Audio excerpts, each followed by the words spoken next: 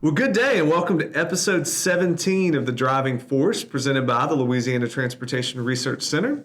My name is Todd Blunt and I am joined today by my friend, colleague, and co-host Garrett Wheat. Good afternoon. We're thrilled that you've chosen to join us as we highlight the people and the projects driving change in Louisiana transportation. For the past 39 years, LTRC has merged the resources of state government and Louisiana universities to identify, develop, and implement new technologies to enhance our state's transportation system and beyond.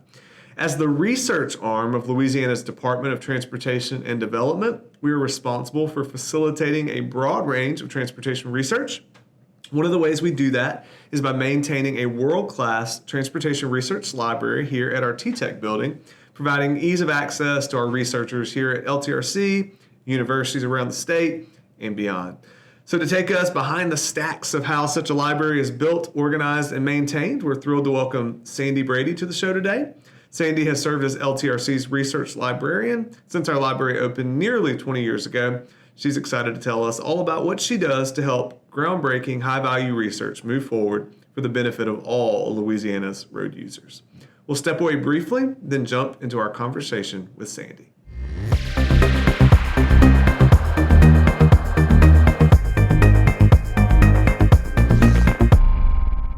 Welcome back to The Driving Force. As we mentioned before the break, we have Sandy Brady here with us today. She's ready to give us a behind-the-scenes look at LTRC's Transportation Research Library. Welcome, Sandy. Hey. Well, we think the best place to begin is with introductions. So why don't you tell us a little bit about yourself? How did your education and career journey lead you to the LTRC library? When I graduated LSU in December of '95, I started looking for a job. And I had always joked that I spent so much time in the library while I was working on my degree that they should pay me. And so as it turns out, they had a position open. I interviewed and they hired me. Awesome. And I was a staff member of LSU Libraries for a number of years and became interested in pursuing a master's degree in library and information science. My director was very supportive and encouraging, and so that became part of my job, is going to school and becoming a librarian.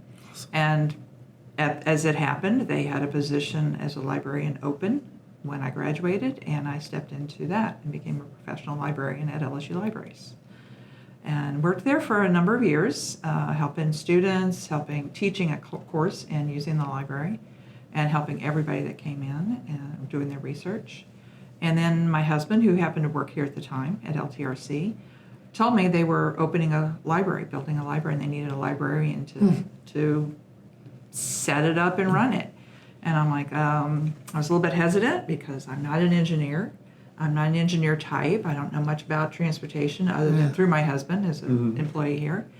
But I interviewed, and the person who interviewed would be my supervisor was very into research and quality research, and that was his main focus, and very encouraging. And so I thought I'd give it a try and come join. And so here I am, however many years later, and still here. So you came to LSU as a student and you haven't left since. I came here as a student, came and left. It took me a number of years to finish my bachelor's. So I've pretty much been on LSU campus for over 40 years. Building a research library from scratch, since it was a new building, that seems like a pretty major undertaking. How did you begin organizing the library that we see here today? It was pretty daunting. I walked in, and it was a new building, and it had been already set up to be a library with stacks and other everything we needed for a library, except the books. The biggest part? The biggest part. Actually, there were collections of materials over here at the old LTRC building on bookshelves in the halls, in various people's offices, kind of scattered all over.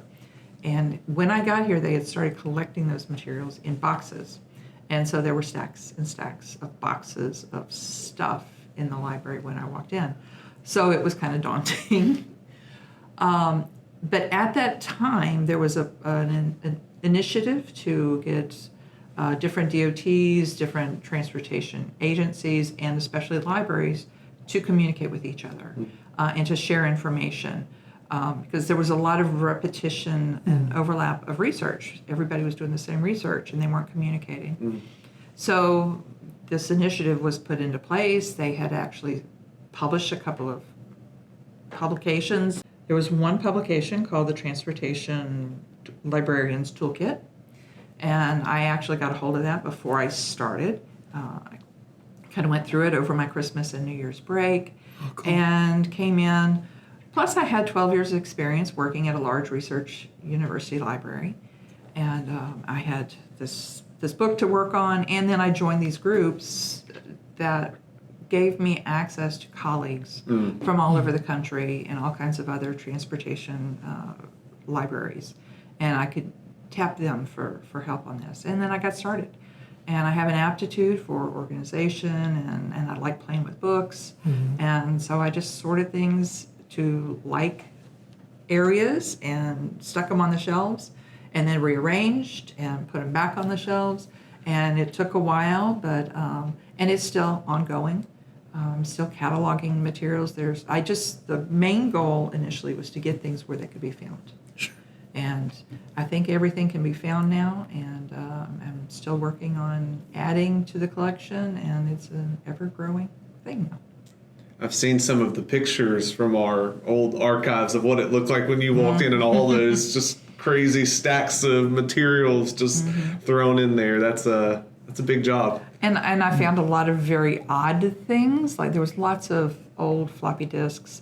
There were 8-inch floppy disks that I had never seen before. My dad was in computers from when I was a little kid, and I had never seen such a thing. And they were in storage, and of course nothing we could do with them. But it was very interesting, some of the old things that I found. I can imagine. Well, talking about your day-to-day work now, what are some of the ways that you assist our LTRC researchers in kind of advancing their initiatives? Like, what are some of the physical, digital resources that are available to them through the library? Right. So when I first started, I did a lot of literature reviews for people. And that was one of the main things that I did, besides organizing all these various and sundry books. But now our researchers are much more savvy and able to do their own and want to do their own lit reviews. So I support them in that. Every now and then they bring me something that's a little bit spicier, more interesting, more difficult to find, and I work on that. I love doing research. But then I have this collection that I maintain. Some of it is digital. We have access to ASHO publications. We have access to ASTM standards. I also, as an LSU employee as well as DOTD, I have access to what LSU has available. Great. So when our researchers come in needing materials, I can usually find them and either find them, add them to our collection or borrow them from another library and get them access for what they need.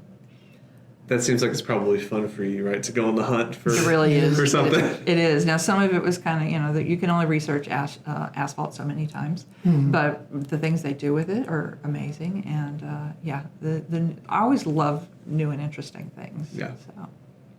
What's one of the most significant changes you've seen since the library's opened? That everything is available on the internet, but it's not really.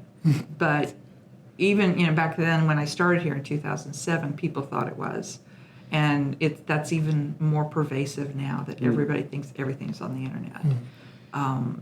So that's the biggest change. More is available on the internet, but there's also a lot more disinformation, a lot more unreliable resources, and so hoping that the people I'm helping, my customers, so to speak, know how to evaluate and judge and accurate really information. Yes, because there's so much out there, and I've heard people say, "Well, I found this on the internet." I'm like, "Yeah, first off, that's copyright infringement. That's something that shouldn't be on the internet, and you don't know that it hasn't been changed and altered in some way.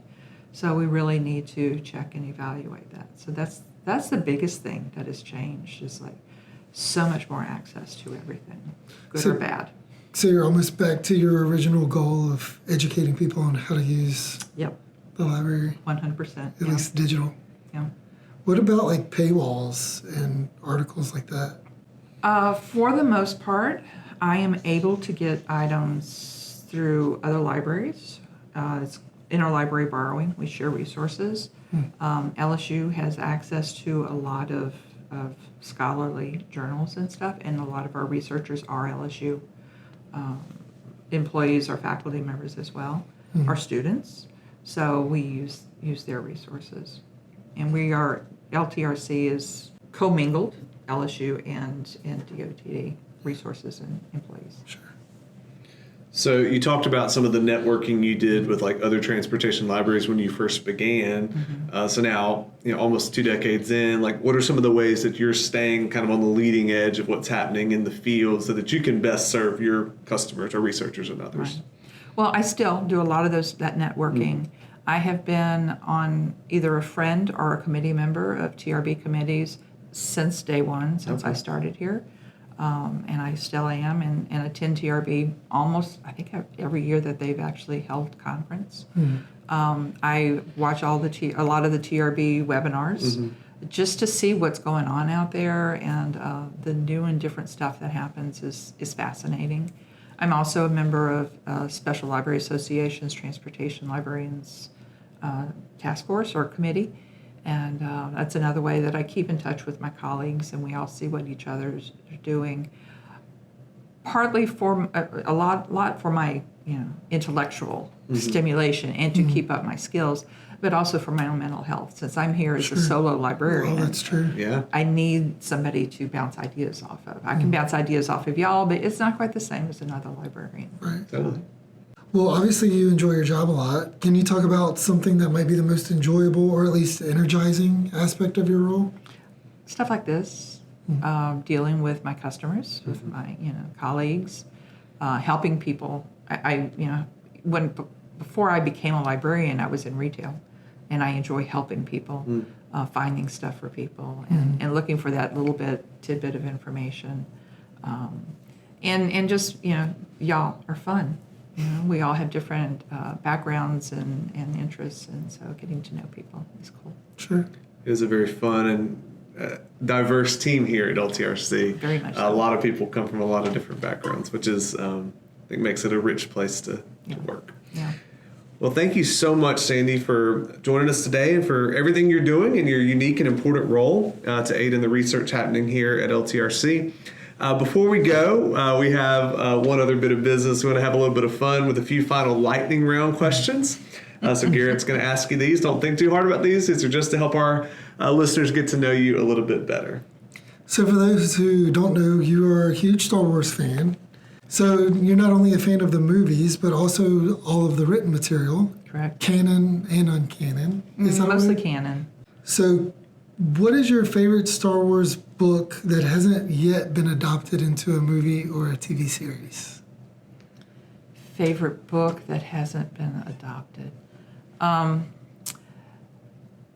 There is a book. It's written by Claudia Gray. It's called. It's about Leia Organa when she was a teenager, before Star Wars, the original movie. I can't think of the name of it offhand. I think it's like Princess Organa or young Leia. And it's just how she was getting involved in the rebellion before the rebellion was a war. And so that's probably my favorite. Sounds interesting. Yeah, it does. And it is canon. For those who are Star Wars fans, and that matters. We also know you foster a lot of animals. Could you share with our listeners what they could do if that is something they would like to be involved with, even if they're across the state or the nation? Pretty much every locality is going to have some kind of animal control center. They're always needing donations of food, time, people to go walk dogs. That's kind of how I got started, our local animal control. Just going in and taking the dogs out of the kennel and walking them around. And that's got me a little exercise, got me playing with some dogs. My husband is still not a dog person, so it gave me that access. Sure. So that's some of the things you could do. There's also all kinds of rescue groups everywhere, and they can be breed specific. Sometimes they're not, and just looking for different places that you can and fostering. I have fostered, I don't know how many dogs through the years, and several have been foster failures. Several still stay with us, but it's always good. As a lifelong Baton Rouge resident, what is your favorite place to visit in the city? Oh, geez. Besides the library, That's cheating. we have an awesome public library system We do. here in East Baton Rouge, and our main library is amazing. I've always loved the zoo because I'm old. I remember when we didn't have a zoo, and Buckskin Bill Black was a local kids show person, and he said we needed a zoo, and he started collecting money and having kids donate money for a zoo.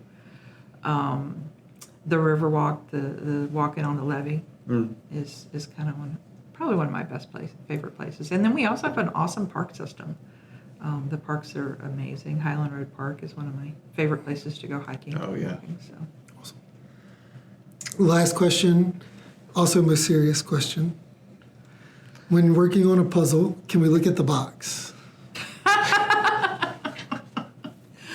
I've always said, so when I was growing up and my mother would put out a puzzle, we had rules, and you couldn't look at the box. You'd look at the box once and she'd hide it.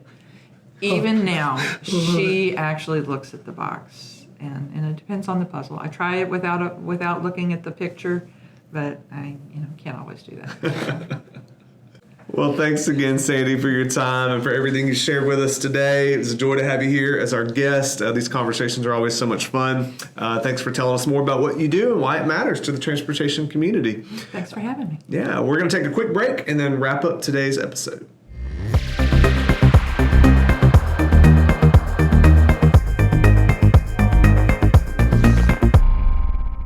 Well, that's a wrap on episode 17 of The Driving Force presented by the Louisiana Transportation Research Center.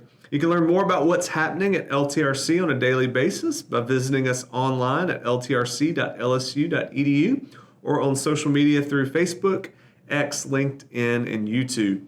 We encourage you to like, follow, and subscribe to our channels on each of these platforms. You can also get more information about our awesome library that we've talked about today. All the resources available in it by visiting the library page on the LTRC website. We hope you'll be back with us again for our next episode as we launch a new 3-part series with DOTD's Highway Safety Group. Highway safety is something that impacts every single one of us, and we can't wait to give you an inside look at all that Louisiana is doing to make our roads as safe as possible for everyone. Till then, we are your hosts, Garrett Wheat and Todd Blunt, and we thank you so much again for joining us today. Drive safely out there.